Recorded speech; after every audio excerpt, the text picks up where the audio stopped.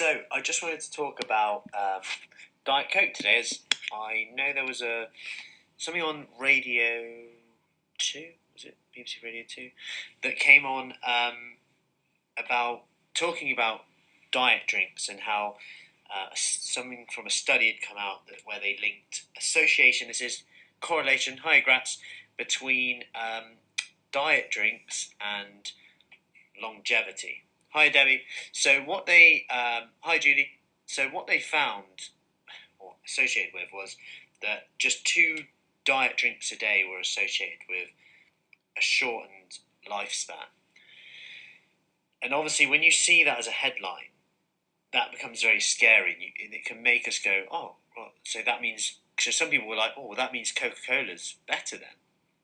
Now, what you've got to look at here is its correlation, and actually the researchers and people of critical minds about the study were actually saying, despite what the media do, were actually saying that, and to be fair, in the article that this is in, hi Angie, they've actually made this very clear, that with association you cannot just make it causation. It's not the diet drinks cause that. You've got to consider that people who are more likely to drink diet drinks and fizzy drinks in general, or even Coca-Cola, whatever, fizzy drinks, are probably on average, less likely to exercise, maybe more likely to smoke, maybe less likely to get 8 hours sleep a night, 7 hours sleep, I wish, with babies, less likely to eat 5 fruit and veg, less likely to go to dental checkups,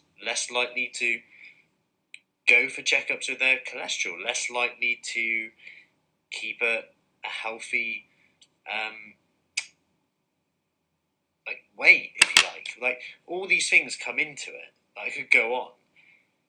And my point is that you can't just think that one thing causes that. Now, you could go into like aspartame. Some people, is it because of the aspartame? Now, aspartame, there was literally one study pretty much that showed a negative impact, and that was in rats. And when this research group were actually asked for the data, they couldn't actually provide it.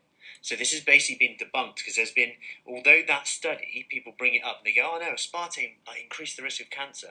But then when you look at, one, they didn't reveal the data, so people are like, why haven't you revealed the data of the study and the facts? There's some skepticism there. And also, they've done countless studies since and found nothing. Now, I'm not saying that doesn't mean that diet drinks are good, because here's where the context comes in.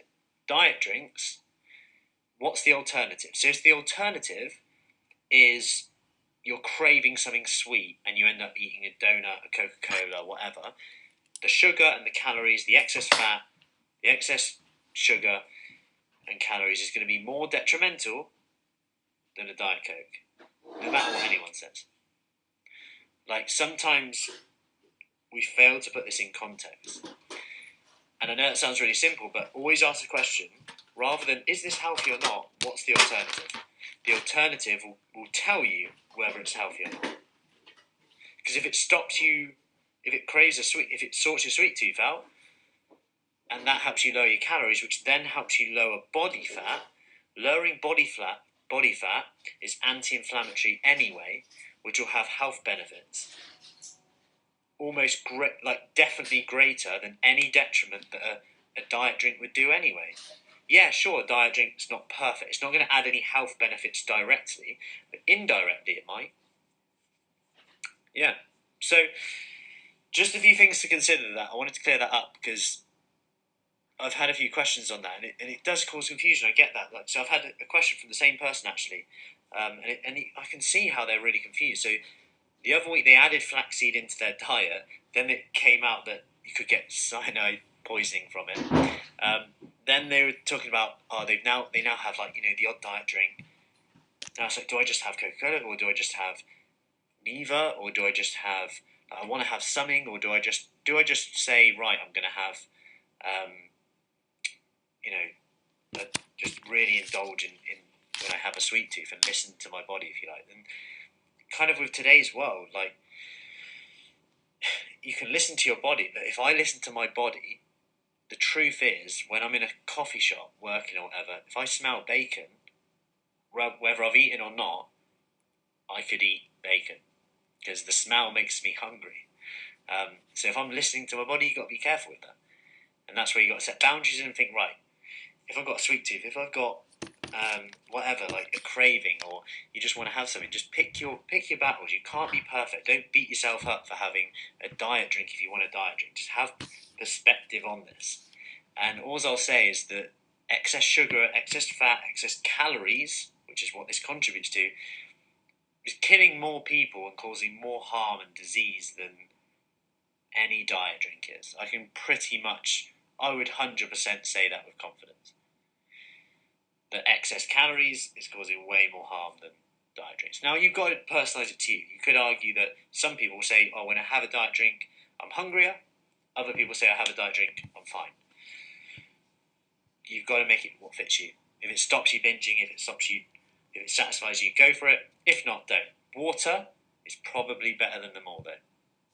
But, yeah. What's even better is coffee. Anyway, I'll leave you with that. That's all I got for now. Any questions, do let me know. And new 4-week Kickstart program is starting next week. So if you do any details on that, we're down to the last few places, Marlborough, Devizes, Burbage. Let me know. Take care and speak soon.